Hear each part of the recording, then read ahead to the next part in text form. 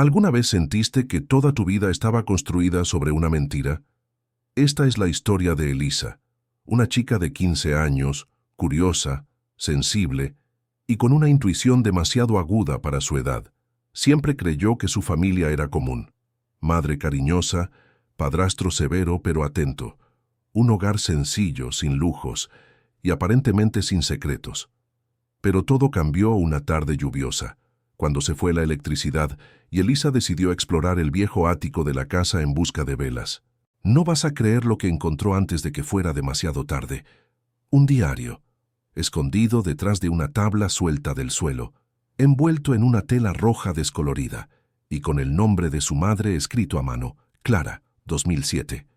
Un secreto que cambiaría el rumbo de esa familia para siempre.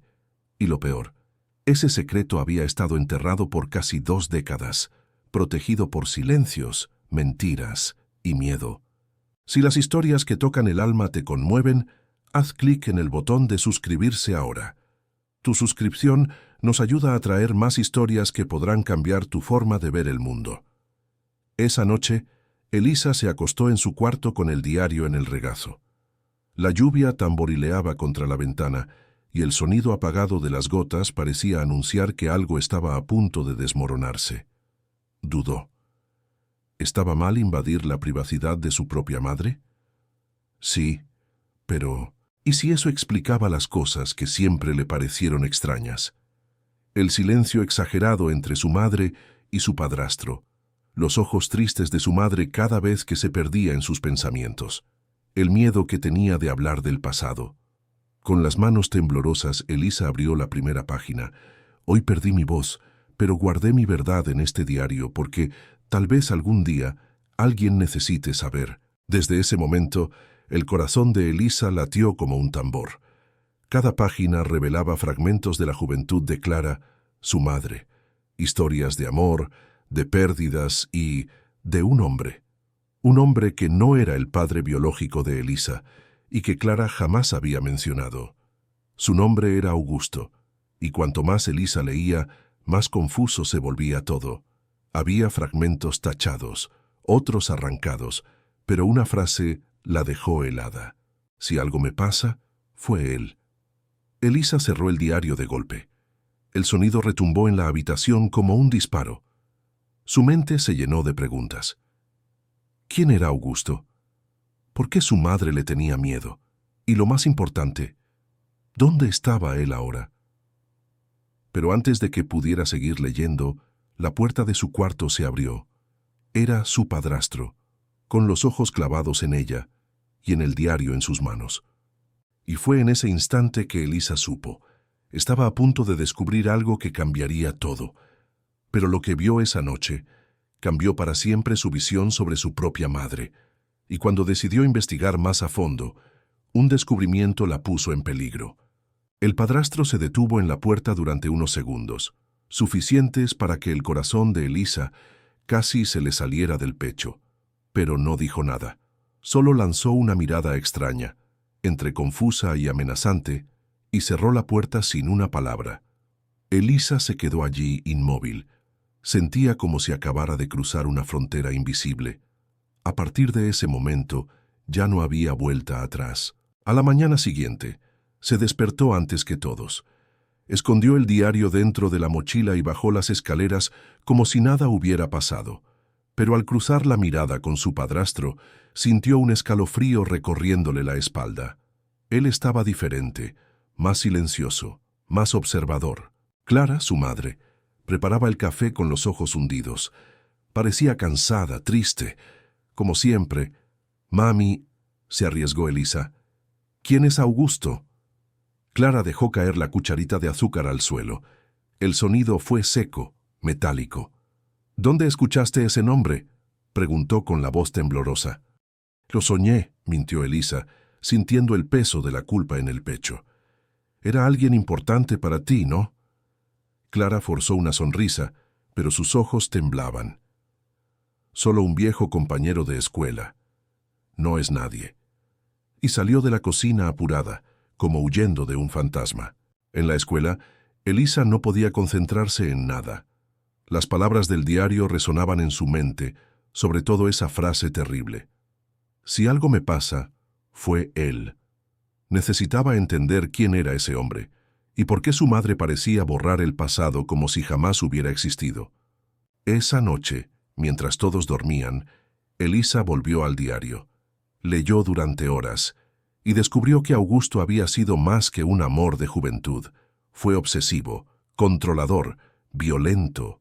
Uno de los fragmentos decía: juraba que si no era suya, no sería de nadie. Me encerró por días.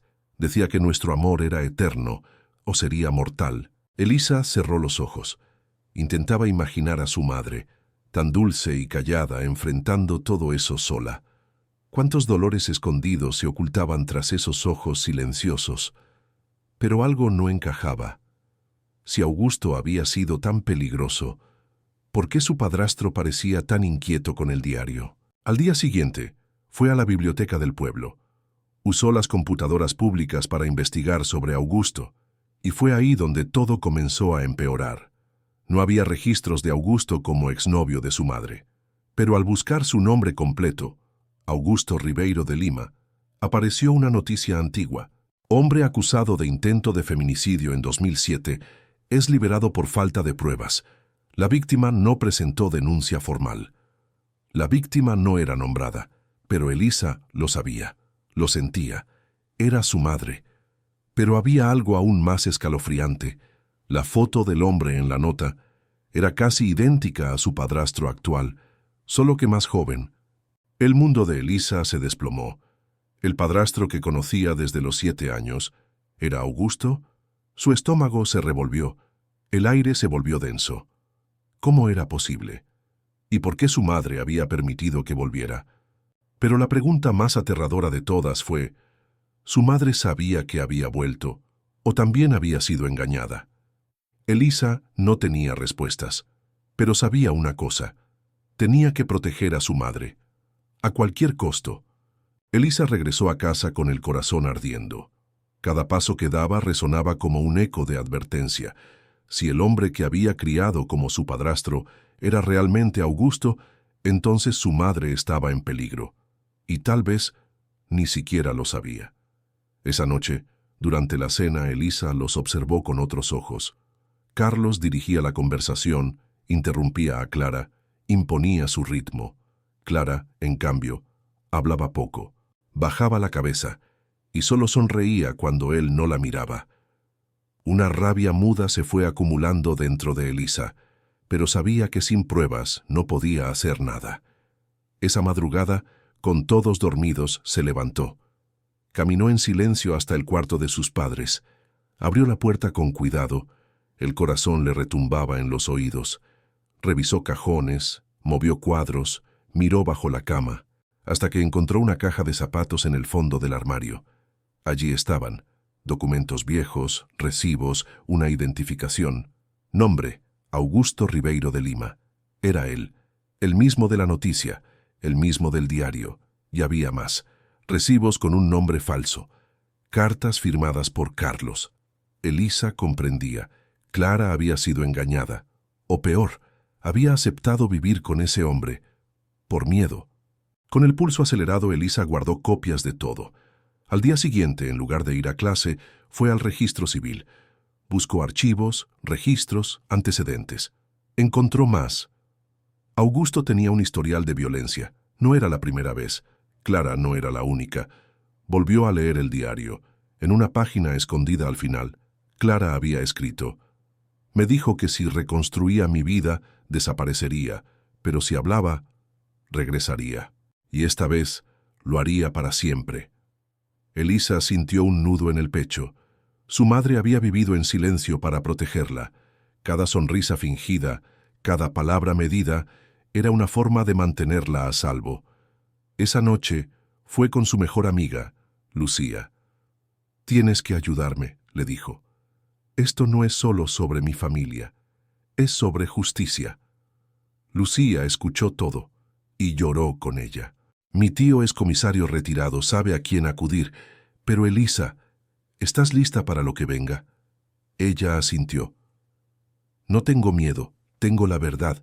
Prepararon un sobre con todo, Copias, pruebas, testimonios. Iban a entregarlo al día siguiente. Pero algo ocurrió esa noche. Al regresar a casa, Elisa notó algo raro. Su cuarto estaba revuelto, sus papeles tirados. El diario había desaparecido, y en el espejo un mensaje escrito con marcador negro. Algunas verdades deben seguir enterradas. Si continúas, tu madre pagará. Elisa sintió el alma helarse. Alguien la había estado observando. Alguien sabía cada paso que daba. Y ahora la había convertido en objetivo. El mensaje en el espejo era una amenaza clara.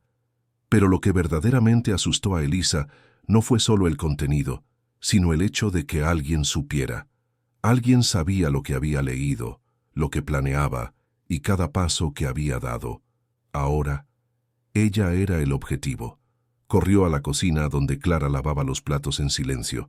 Las manos de su madre temblaban, como si presintiera que algo estaba por explotar. «Mami, tenemos que hablar», dijo Elisa sin aliento. «Es sobre Carlos, o mejor dicho, Augusto». El plato se resbaló de las manos de Clara y se rompió en el suelo. Los pedazos quedaron esparcidos como las verdades que durante años intentó esconder. «¿Dónde escuchaste ese nombre?», susurró con voz rota. «Leí tu diario. Lo encontré en el ático. Sé todo. Sé que él es Augusto. Sé lo que te hizo». Clara se encogió. Sus ojos se llenaron de lágrimas. «No entiendes», me dijo que había cambiado, que se había arrepentido, que solo quería estar cerca de ti. Eso no es amor, mamá. Es manipulación, es terror. Tú sacrificaste tu libertad para protegerme, pero ahora él está amenazándote otra vez. Tenemos que detenerlo». Antes de que Clara pudiera responder, la puerta se abrió. Era él, Carlos o Augusto. Entró con calma, sus ojos recorriendo la escena. Vio los restos del plato, el rostro pálido de Clara, la mirada encendida de Elisa. «¿Qué pasa aquí?», preguntó, con una voz falsamente tranquila. «Sé quién eres», dijo Elisa firme. «Y ya no te tengo miedo». Sonrió, una sonrisa torcida, venenosa. «Has estado husmeando, ¿no es así?». Clara intentó intervenir. «Por favor, no cometas otro error. Vete. No tienes que hacer esto. Me fui una vez, Clara. Y mira dónde estamos. Seguiste con tu vida. Me reemplazaste. Pensaste que podías borrarme. Pero yo siempre estuve aquí, esperando el momento. Y ese momento terminó», dijo Elisa sin apartar la vista. «Tengo pruebas. Hablé con la policía. Si haces algo, te encontrarán. Esta vez no vas a escapar». Augusto dio un paso hacia adelante. Sus ojos centelleaban de ira. «Eres solo una niña. Nadie te creerá».